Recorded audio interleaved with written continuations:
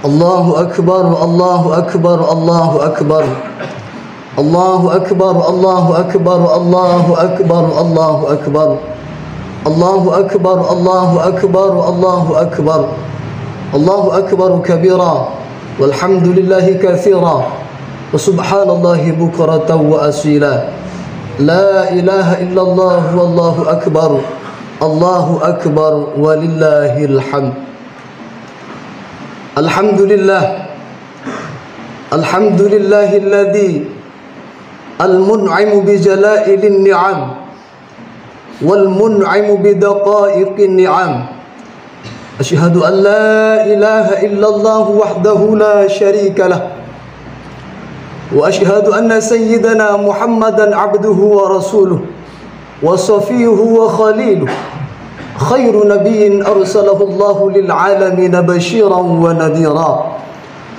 Allahumma salli wa sallim ala sayyidina Muhammadin al-a'zam wa habibina al-akram sayyidil arabi wal ajam wa ala alihi wa sahbihi min yawmina hadha ila yawmiz ziham. Amma ba'du. Fa ya ibadallah, usikum wa nafsi bi taqwallah la'allakum tuflihun.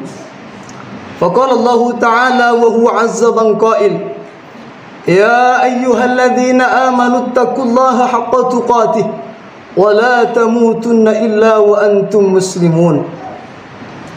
Ma'asyiral muslimin wa zumratal mu'minin rahimakumullah. Pada hari ini kita sudah sepantasnya bersyukur kepada Allah, karena baru saja kita bersama-sama melalui bulan Ramadan, yang artinya kita lulus ujian melawan hawa nafsu kita, melawan hawa nafsu selama 30 hari. Selama 1 bulan kita susah payah untuk melatih dan melawan nafsu kita, sehingga pada hari ini sudah menjadi tradisi, sudah dijadikan kebiasaan oleh umat Islam. Apabila ada 2 muslim bertemu, pasti yang dikatakan pertama kali adalah minal aidina wal faizin, yang sebenarnya dalam lafaz tersebut mengandung lafaz ja'alan Allah, yang artinya kata-kata tersebut bukan kata-kata biasa diucapkan, melainkan kata tersebut adalah untaian doa yang diuntai oleh para ulama-ulama kita. Namun yang perlu kita tanyakan, apa yang melatar belakangi para ulama-ulama kita sehingga melahirkan untaian kata yang begitu indah, minal aidin. Semoga Allah jadikan kita orang-orang yang kembali ala fitratihi, atas kesuciannya. Wal faizin, semoga Allah jadikan kita orang-orang yang menang dan dijadikan orang-orang yang beruntung. Maka untuk memahami kata-kata tersebut, untaian doa tersebut, antara lain hadis baginda Rasulullah sallallahu alaihi wasallam, man shoma ramadhana imanan wa ihtisaban ghufira lahu ma taqaddama min dhanbi.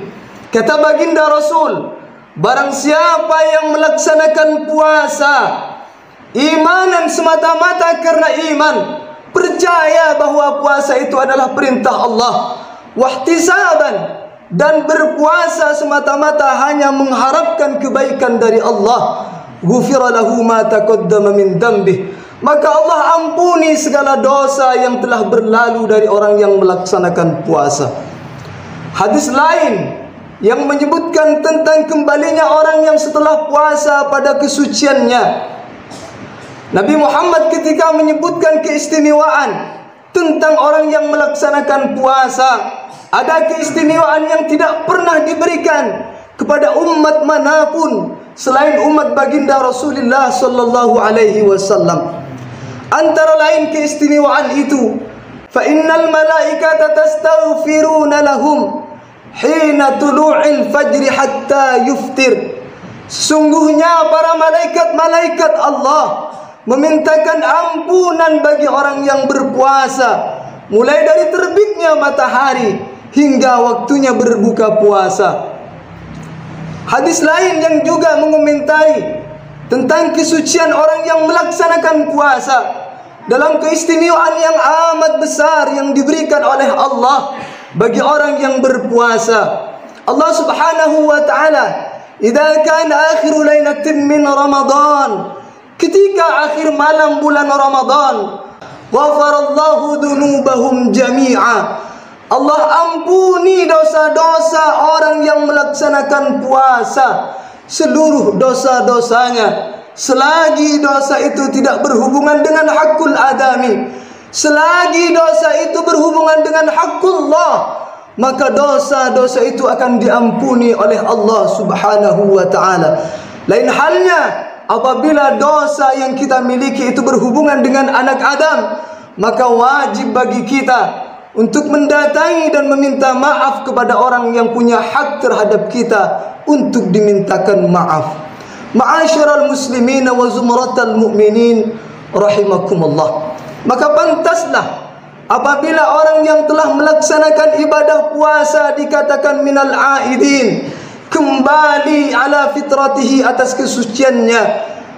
Karena Nabi sudah menjelaskan orang yang melaksanakan puasa dan memberikan hak-hak puasa tidak semata-mata menahan lapar dan haus, maka orang itu akan diampuni segala dosanya oleh Allah, dan dalam artian orang itu akan kembali suci dari segala kesalahan-kesalahan dan dosanya.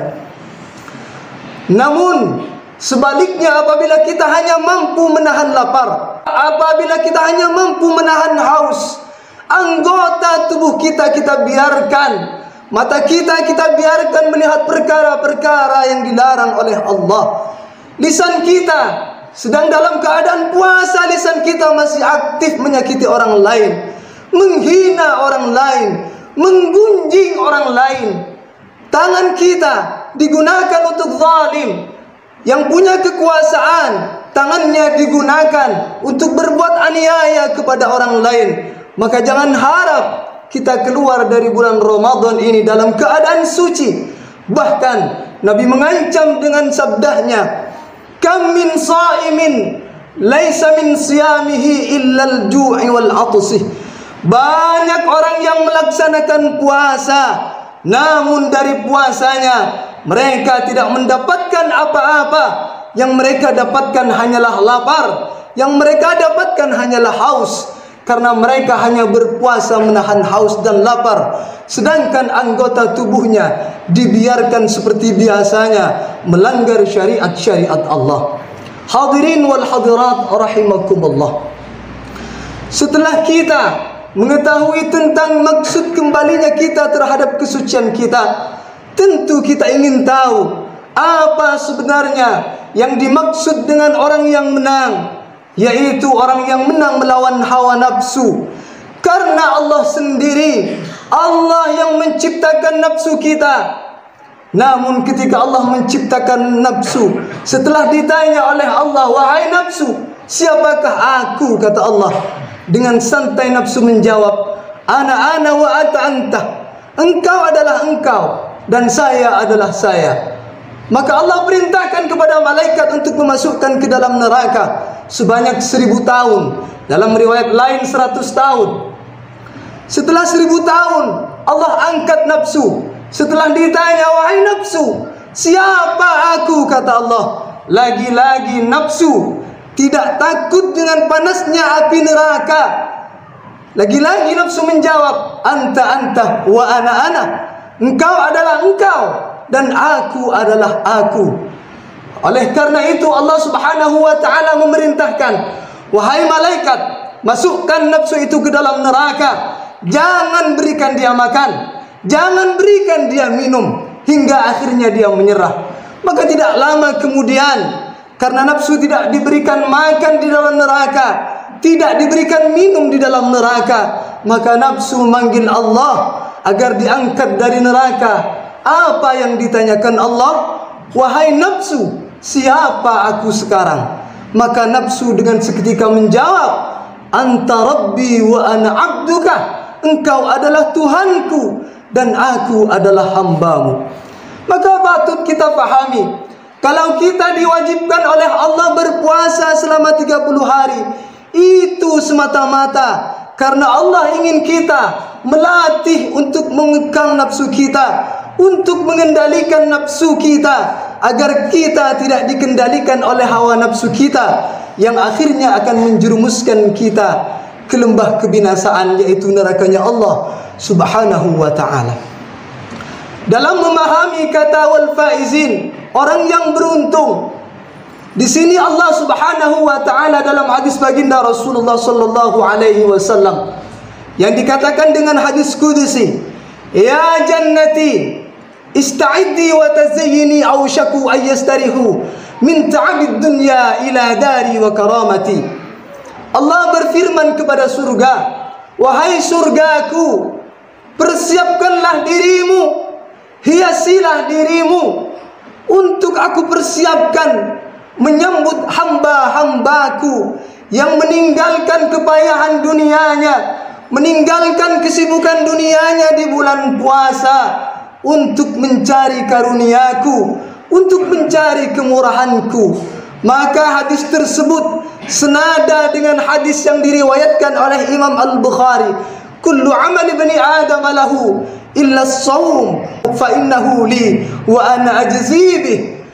Segenap perbuatan anak cucu Adam itu untuk mereka sendiri, melainkan puasa, karena puasa itu untukku dan aku sendiri yang akan membalasnya. Maka pantas apabila kita telah menyelesaikan kewajiban kita di bulan Ramadan ini, kita disambut dengan kata minal aidina wal faizin. Semoga kita dijadikan oleh Allah orang-orang yang beruntung, orang-orang yang menang, orang-orang yang kembali suci. Hadirin wal hadirat rahimakumullah. Namun perlu kita tegaskan, bagi kita yang telah memasuki hari raya Idul Fitri, jangan kebablasan dalam merayakan hari raya Idul Fitri ini, karena ada suatu hadis baginda Rasulullah sallallahu alaihi wasallam yang perlu kita tekankan dalam batin kita. Idza kana akhiru lailatin min Ramadan bakatis samawati wal ardu wal malaikatu musibatan li ummati sayyidina Muhammad.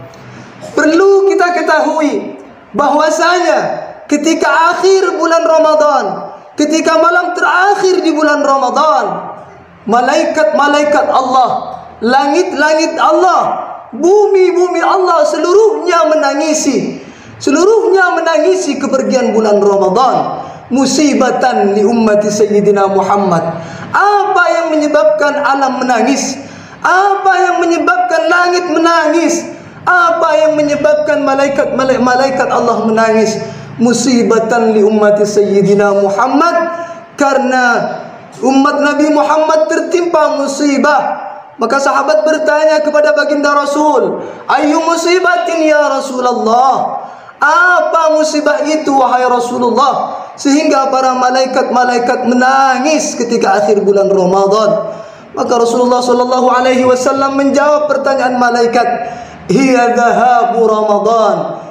Musibah besar itu, musibah yang di langit, yang ditangisi oleh langit, musibah yang ditangisi oleh malaikat adalah hilangnya Ramadan. Karena bulan Ramadan itu, fa inna da'wata mustajabatun, doa-doa diijabah oleh Allah, was-sadaqatu maqbulatun, dan sedekah apapun bentuknya diterima oleh Allah, wal amalul hasanatu mudha'afatun, dan amal-amal kebaikan dilipat gandakan oleh Allah sampai 700 kali lipat.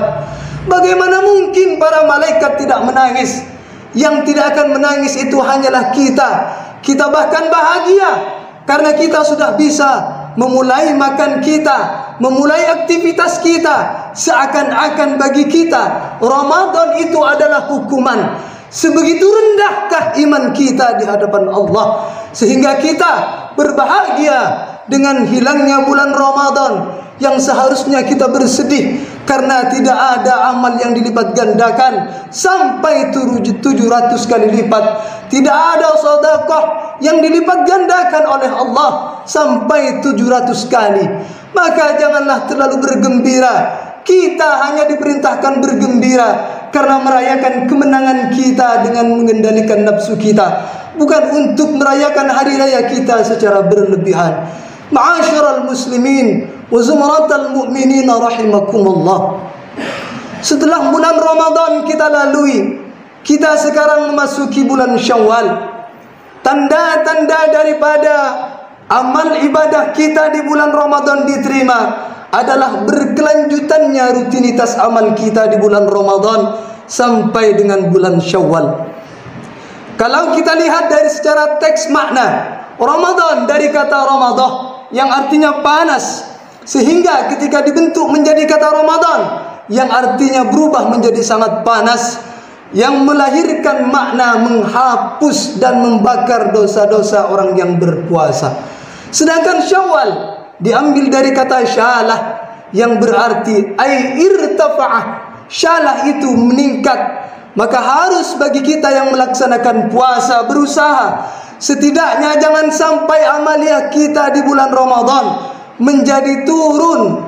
Apa yang menjadi kebiasaan kita menghatamkan Al-Quran, bermunajat di tengah malam, jangan sampai di bulan Syawal ini kita tidak melakukannya.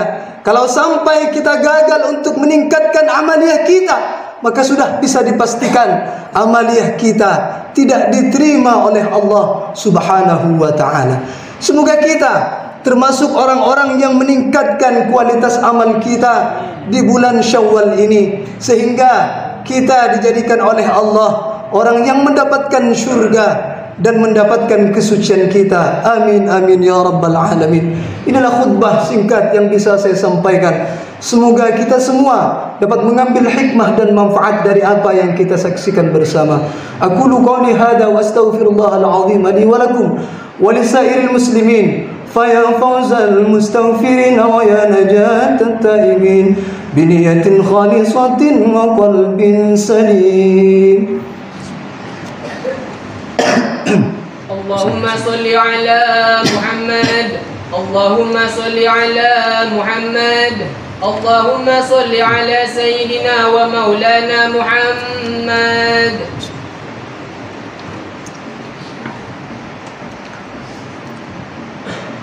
الله أكبر الله أكبر الله أكبر الله أكبر الله أكبر الله أكبر الله أكبر الله أكبر كبيرا والحمد لله كثيرا وسبحان الله بكرة وأصيلا لا إله إلا الله والله أكبر الله أكبر ولله الحمد.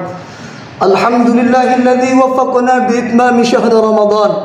أشهد أن لا إله إلا الله وحده لا شريك له وأشهد أن سيدنا محمدا عبده ورسوله. اللهم صل وسلم على سيدنا محمد وعلى آل سيدنا محمد. أما بعد فيا أيها الناس اتقوا الله تعالى واحذروا المعاصي فإنها موجبات للخسران. واعلموا أن الله أمركم بأمر بدأ فيه بنفسه وثنى بملائكة قدسه فقال تعالى مخبرا وآمرا إن الله وملائكته يصلون على النبي يا أيها الذين آمنوا